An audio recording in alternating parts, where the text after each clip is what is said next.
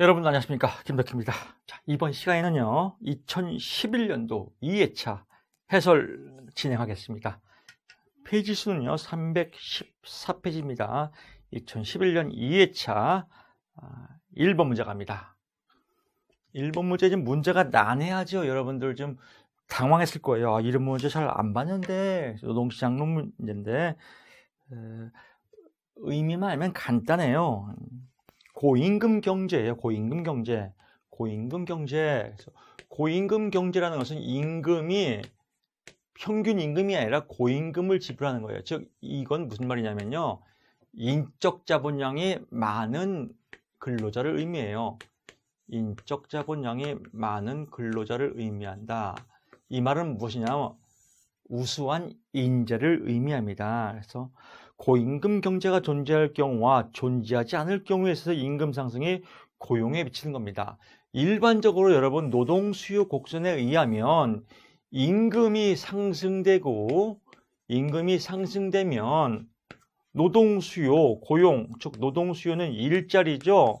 일자리를 다른 말로 고용이라고 해요. 그래서 일자리 센터라고도 하고 또 고용센터라고도 하지 않습니까? 그래서 임금이 오르면 기업에서는 일자리를 줄이고, 임금이 내려가면 일자리를 늘려서 노동 수요 곡선은 우하향한다, 이렇게 여러분 배웠을 겁니다. 어렵지 않죠?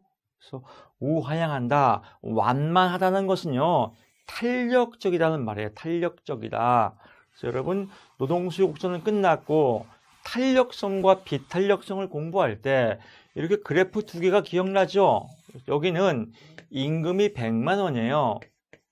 그래서 임금이 100만 원인데 노동공급을 계속해요. 그래도 100만 원이에요. 왜? 노동조합이 없기 때문에 그렇거든요. 또 이쪽은 노동시간이 100시간인데 월급은 계속 올라가요. 왜? 노동조합의 교섭력이 세기 때문에. 그래서 수직은 비탄력이다, 완만한 건 탄력이다, 이 의미만 알면 돼요. 그래프, 노동수요 곡선의 그래프가 수직이다 또는 경사가 졌다는 것은 비탄력적이다, 즉 근로자가 안 잘린다 이거죠. 노동수요가 완만하다, 수평에 가깝다, 이거는요 근로자가 쪼물딱쪼물딱 당하기가 쉽다. 누구한테? 기업주한테 또는 사업주한테. 그래서 왜? 노동조합이 없기 때문에 그런 겁니다. 그래서 이 고임금 경제란 뭐 그런 의미인데, 그런 맥락과 같이 합니다. 고임금 경제가 발생한다는 것은 인적 자본량이 많은 사람이에요. 즉 우수한 인재를 뽑아놓고 기업에서는 이걸 보고 효율성 임금 제도라고 해요. 다른 말로 또 기억나시죠? 효율성 임금 제도. 즉 근로자에게 고임금을 줘서 생산성의 효율을 높인다. 가장 대표적인 데가 삼성입니다. 그래서 삼성 같은 경우는 임금을 많이 주지 않습니까? 뭐 준 만큼 또 부려먹지 않습니까? 이렇게. 하지만 우수한 인재를 뽑아놓고 금방 안 자르더라. 왜? 우수한 인재이기 때문에. 여기가 키워드입니다. 그래서 고임금 경제가 존재하면 임금의 상승이 고용의 임금이 상승하더라도 고용은 비탄력적으로 변하며, 즉 고용 감소가 영향을 덜 받으며, 고임금 경제가 발생하지 않을 경우에는 고용은 탄력적으로 변한다. 즉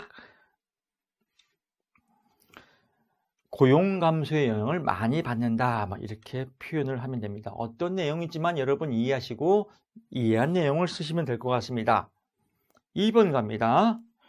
표준화를 위해 수집된 정보가 정규 분포에서 벗어났어요. 즉 정규 분포, 이렇게 종 모양이란 말이죠. 이렇게 종 모양. 2번 문제죠. 2번. 그래서 정규 분포에서 벗어나서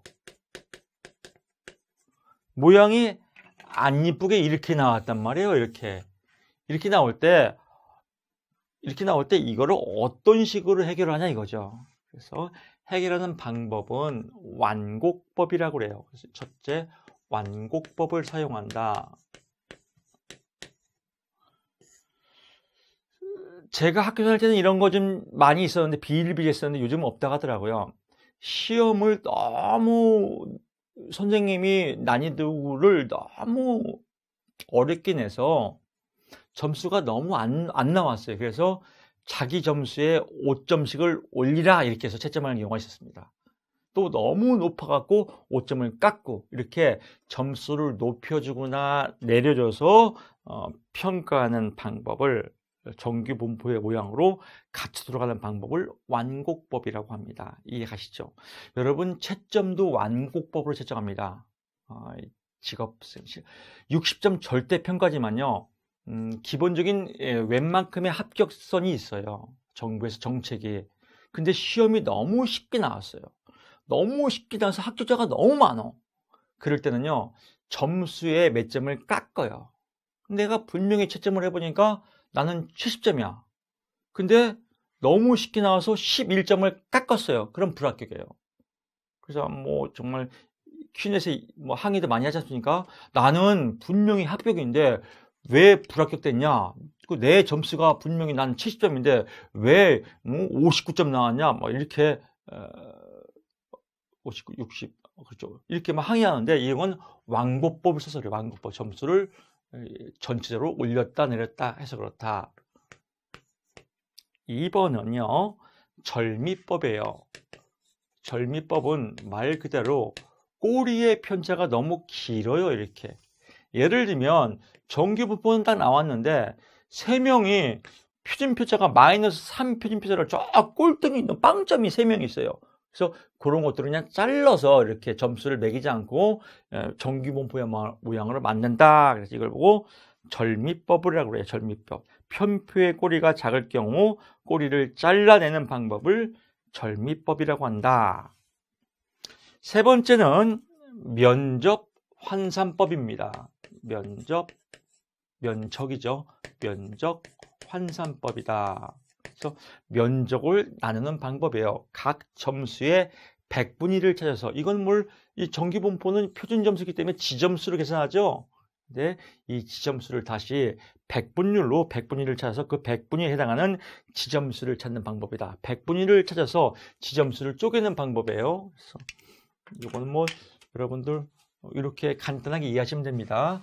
면적 환산법이란 각 점수들의 100분의 1을 찾아서 그 100분위에 해당하는 지점수를 찾는 방법을 의미한다.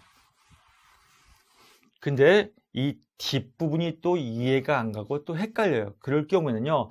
아주 쉽게 외우세요. 이렇게 면적 환산법이란 각 점수들의 100분의 1을 찾아서 그 100분위에 해당하는 면적을 환산하는 방법을 의미한다. 이렇게 면적 환산으로 마무리하면 또 깔끔합니다. 또 뭐 괜히 또 지점수를 찾아서 또 헷갈리지 말고요. 다시 갑니다. 각 점수들의 100분의 1을 찾아서 그 100분위에 해당하는 면적 환산으로 나누는 방법을 의미한다. 이렇게 써도 무난합니다. 3번 갑니다. 로의 욕구 이론이에요. 로는 흥미 이론이죠.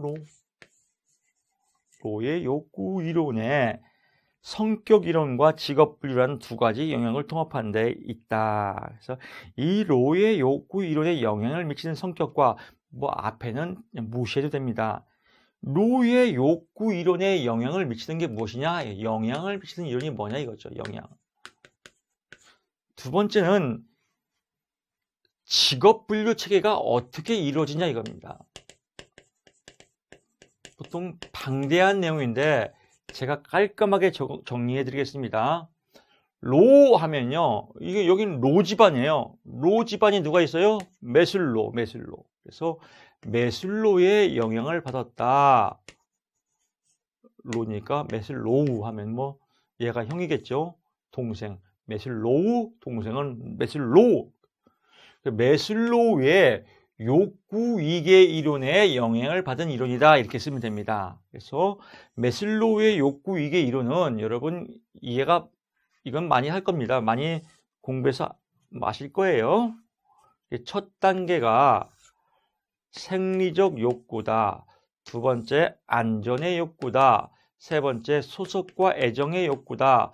네 번째, 자아 존중의 욕구다. 맨 마지막 상위 단계가 자아 실현의 욕구다. 그래서 요 5가지를 써주면 답안지가 깔끔하겠죠. 그래서 매슬로우의 욕구 위계 이론을 기반으로 형성되었다. 매슬로우의 욕구 위계 이론은 생리적 욕구, 안전의 욕구, 소속과 애정의 욕구, 자아 존중의 욕구, 자아 실현의 욕구로 위계 순위가 정해져 있다. 이러면 뭐 정말 퀄리티 있게 답안지가 뭐 정말 미치게 아름답죠. 자, 영향을 받은 건 됐고요. 두 번째는 이제 직업 체계예요. 그래서 직업 체계는 흥미 체계를 기반으로 만들었어요. 그래서 구조가 8 곱하기 6의 구조를 가지고 있다. 이렇게 먼저 전제 조건을 써주면 됩니다. 8 곱하 앞에 또 제목을 한 번 더 써주면 모양새가 더 좋겠죠. 로의 욕구 이론의 직업 체계는 이렇게 주어를 좀 한번 써주면 답안지가 훨씬 더 좀 풍성해지죠.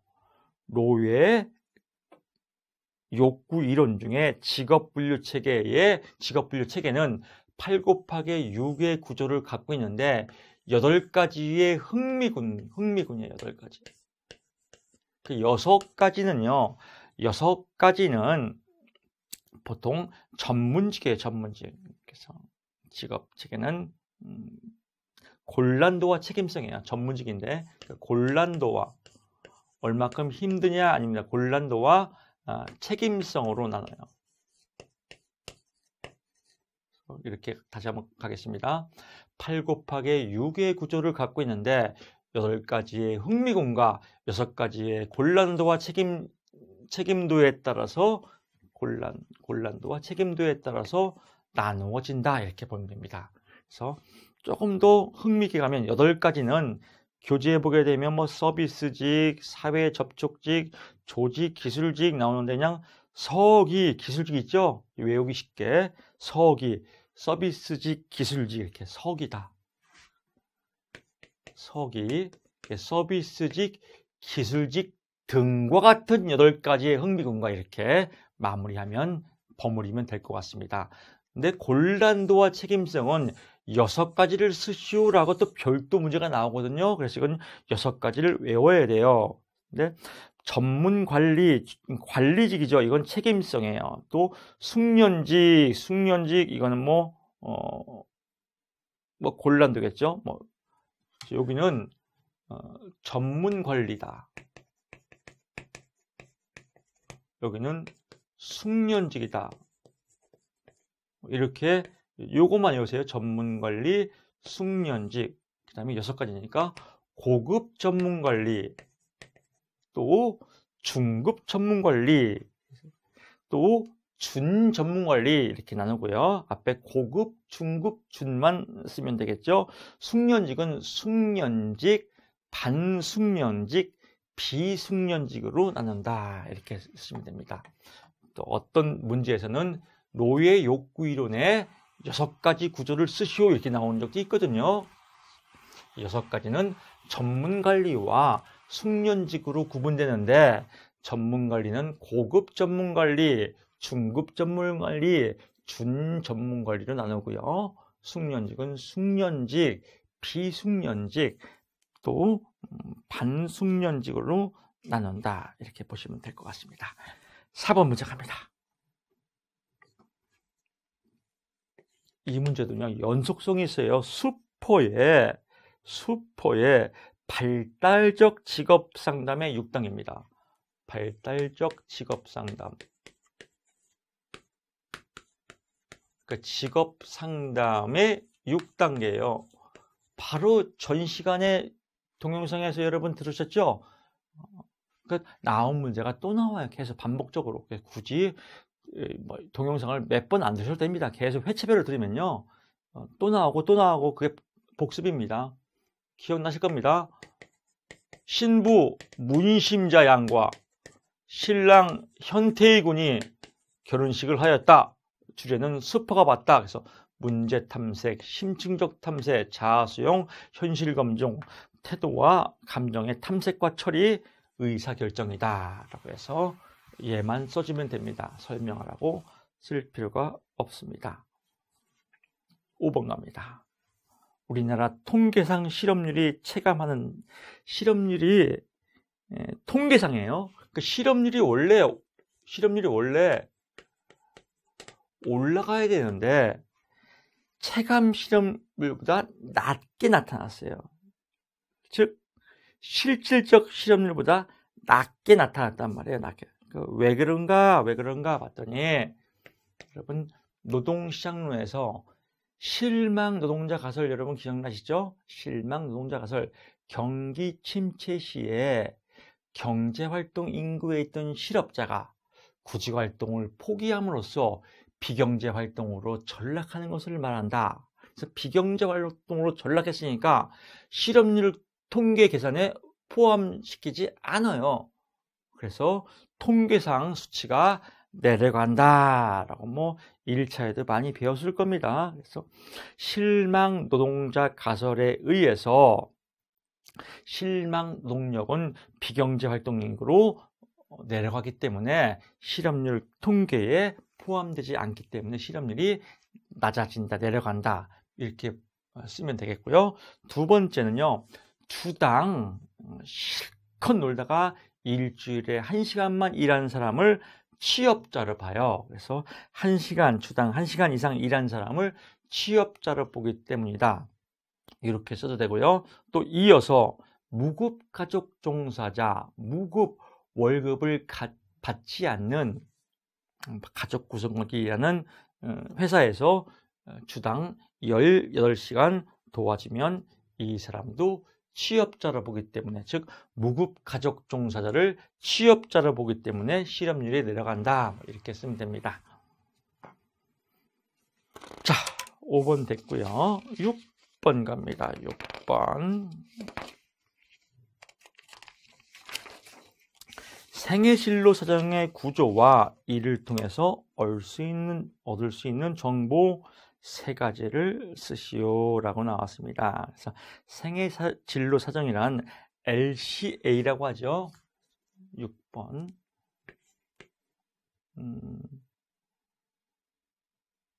318페이지입니다. 생애진로 사정 LCA라고 하는데, LCA는 의미는 내담자 초기 상담 시 구조화된 면접법으로 내담자의 상황을 알아보는 거예요. 즉 호구조사하는 거예요. 호구조사. 내담자의 호구조사 해서 이 내담자가 어떤 상황인지 알아보는 것을 LCA의 구조라고 한다. 그래서 LCA 생애 진로 사정하면 생애 전생애를 알아보는 거예요. 즉 내담자의 전생애를 호구 조사하는 거예요. 그래서 구조는 어떻게 되냐? 구조는 첫째, 이 사람의 진로가 어떤 식으로 이루어지냐? 진로를 조사하고 진로 사정. 두 번째, 이 사람이 하루를 어떻게 꾸려나가는지, 의존적인지 독립적인지 알아보는 전형적인 하루. 그래서 전형적인 하루를 알아보고, 그 다음에 이 내담자가 잘하는 게 무엇인지, 강점과 또 제약받는 게 무엇인지 장애를 알아보고, 그래서 최종적으로 이걸 바탕으로 내담자를 요약하는 거다. 그래서 이 하나, 둘, 셋, 4개의 체계적으로 조사하는 구조화된 면접법을 LCA라고 한다. 이렇게 구조가 됐고요. 이걸 통해서 얻을 수 있는 정보, 즉 호구 조사를 통해서 얻을 수 있는 정보는 무엇이냐?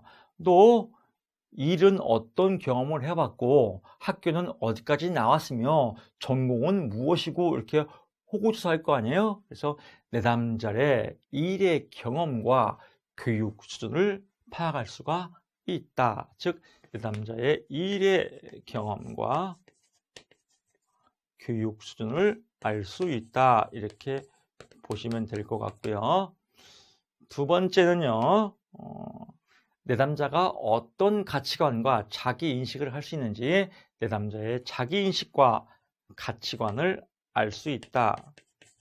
자기 인식과 가치관을 알 수 있다. 또 내담자가 어떤 기술력이 있고 능력이 있는지 내담자의 기술과 능력을 파악할 수 있다. 이렇게 쓰면 이 문제도 아주 깔끔합니다. 자, 다시 갈게요.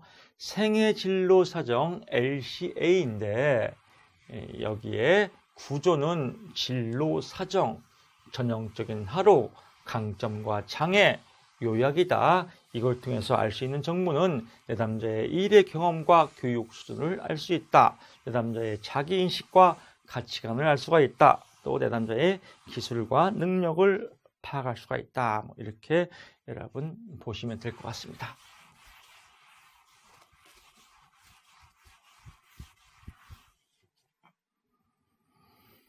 자, 7번 갑니다. 한국 표준 직업 분류에서 동일한 분류 수준이에요. 즉 분류 수준이 동일해요. 직무 단위가 동일할 때 어떤 식으로 순서 배열하냐? 순서 배열 원칙 3가지를 쓰고 설명하시오 라고 나왔어요. 이건 뭐 썩 중요치 않은 문제인데 그래도 가끔씩 나와요. 페이지 수 319페이지 7번 문제입니다. 7번 문제고요. 한국 표준 직업 분류의 한국 표준 직업 분류의 순서 배열 원칙이에요. 동일 단위에서 순서 배열 원칙이다.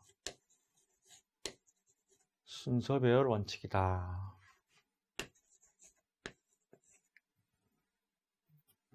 그래서 동일 단위의 직무가 있는데 이럴 때는요. 그 순서를 한국 표준 산업 분류의 순서를 정해놨어요. 표준 산업 분류가 더 큰 분류이기 때문에 그래서 그 순서에 맞게끔 처음에 분류하는 겁니다. 그래서 제 한국 표준 산업 분류에 따라서 분류한다. 그래서 한국 동일 직업이 여러 분야에서 걸쳐 있는 경우에는 한국 표준 산업 분류의 순서에 따라서 우선적으로 배열하고요. 두 번째는 특수와 일반 분류가 있을 경우에는 특수를 먼저 분류하고 일반을 나중에 분류한다. 이렇게 쓰면 될 것 같고요. 세 번째, 고용자 수, 쪽수죠. 고용자 수와 직능 수준, 직능 유형을 고려하여서 말 그대로 풀었으면 됩니다. 고려하여서 순서를 배열한다. 이렇게 고용자 수, 쪽수죠. 또 직능 수준, 또 직능 유형 이걸 고려해서 배열한다. 이 3가지 순서입니다. 지으면서 다시 한번 가볼게요. 한국 표준 직업 분류의 순서 배열 원칙 첫째, 한국 표준 산업 분류에 따라서 두 번째, 특수 일반일 경우에는 특수를 먼저 일반을 나중에 세 번째는 고용자 수 또는 직능 수준, 직능 유형에 따라서 배열한다. 이렇게 보시면 될 것 같습니다. 8번 문제 갑니다. 8번 한국 표준 분류 산업에 쭉 나오는데 처음과 D만 보시면 됩니다. 나머지는 다 무시하고요. 한국 표준 산업 분류에 주어가 한국 표준 산업 분류예요. 주어가 한국 표준 산업 분류고요. 마무리 결론이 분류 기준 3가지예요. 분류 기준 3가지다. 그래서 여러분 이렇게요. 분류 기준 3가지. 어떤 분류? 한국 표준 산업 분류의 분류 기준 많이 했죠? 산, 투, 생이다. 이거 설명하라고 안 나와요. 그래서 산출물의 특성, 투입물의 특성, 생산 활동의 일반적인 결합 형태에 쓰면은 6점 맞습니다. 다시 지으면서 가보겠습니다. 한국표준산업 분류에 분류기준 세 가지를 쓰시오. 키워드 산, 투생, 산출물의 특성, 투입물의 특성, 생산 활동의 일반적인 결합 형태 이렇게 쓰시면 됩니다. 여러분 또 이것저것 외우다가 또 과목을 추려서 여기다가 뭐 명소비, 명비소, 탐중면, 탐전행 이렇게 쓰면 안 됩니다. 9번 갑니다. 한국 다음표를 보고 답하시오. 막 겁나죠? 또 이거 보면 겁날 거 전혀 없습니다. 이런 문제 나와요, 여러분들. 땡 잡은 문제예요. 아주 기본적인 문제. 숫자도 전혀 안 바뀌어요. 그래서 맨 위에 단위는 1000명이다. 그래서 쓸 때 꼭 1000명을 써줘야 돼요. 표에 있는 숫자만 쓰면 안 돼요. 숫자 더하기 1000명을 써야 됩니다. 이게 이 문제의 핵심 포인트입니다. 핵심 포인트. 대부분이 이 문제가 나오는데 0점 받는 이유가 1000명을 안 써요. 분명히 단위는 1000명을 써 있으니까 예를 들면 뭐 이제 그 그러니까 생산 가능 인구가 15세, 19세 하면 3284라고 있습니다. 문제. 그럴 때 3284라고 계산하니까 다 0점이에요. 3284가 아니라 3284 1000명 이렇게 써야 점수를 받습니다. 1000명 쓰고 자기 식대로 다 쓴 다음에 나 6점 맞았네. 실제 떨어지면 또 산업인력공단 퀴즈에서 계속 항의하고 다 이유가 있어요. 그래서 1000명 꼭 쓰세요. 이 미션을 꼭 봐야 됩니다. 단위를 1000명 쓰라고 하면 1000명 그대로 쓰면 되고 10,000명 쓰라고 하면 10,000명을 그대로 쓰면 되고 둘째 자리가 쓰라고 하면 둘째 자리 써야 되고 또 첫째 자리에서 둘째 자리 반올림 하라고 하면 반올림 해야 되고 그 미션대로. 만약에 이런 게 있습니다. 만약에 소수자리 둘째 자리가 쓰시오 했는데 답이 2.1이에요. 그럼 어떻게 써야 돼요? 2점 뭐 소수 이런 거 어떤 내용인지 알겠죠, 여러분? 하여튼 뭐 명령대로만 하면 됩니다. 지시대로 둘째 자리 쓰면 둘째 자리까지 쓰고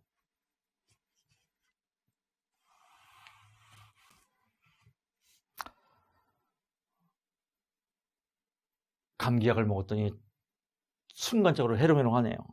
자, 9번 봅니다. 하여튼 어떤 의미인지는 제가 알겠죠, 여러분들요? 고용률을 구하시오. 고용률. 그래서 고용률을 구하시오라고 하면 뭐 우리 징그럽게 씁니다. 고생취 기억날 겁니다. 그래서 생산 가능 인구분의 취업자 수를 다른 말로 취업 건수라고도 합니다. 취업 건수라고도 하는데 여기는 뭐 알 필요가 없고 곱하기 100이다. 그래서 분자 누르고 분자 나누기 분모 곱하기 100 하면 그대로 나옵니다. 1000명만 써주고요. 나머지 숫자들은 다 허수예요. 이 공식에 맞춰서 그대로만 써주면 됩니다.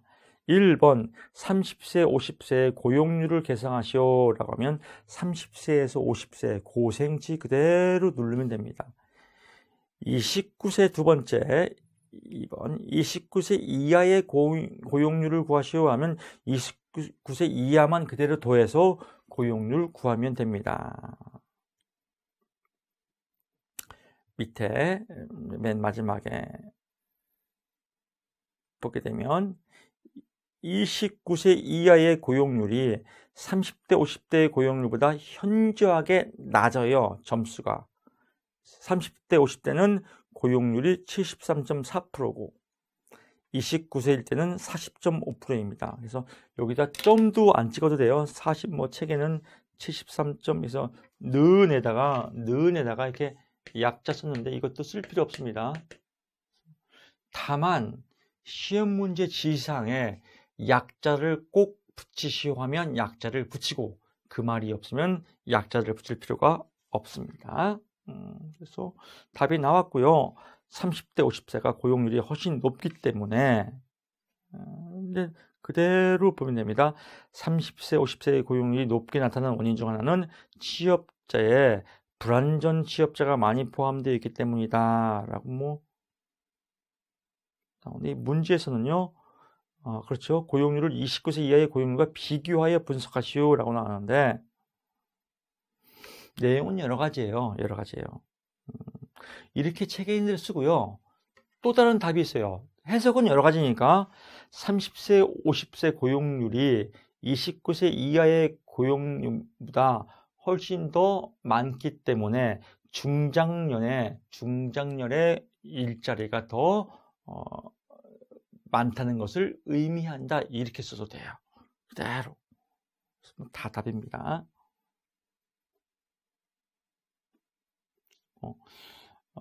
이유는 전문적으로 써도 되고 저 같으면은 이렇게 쓸 것 같아요. 제가 좀 조정할게요.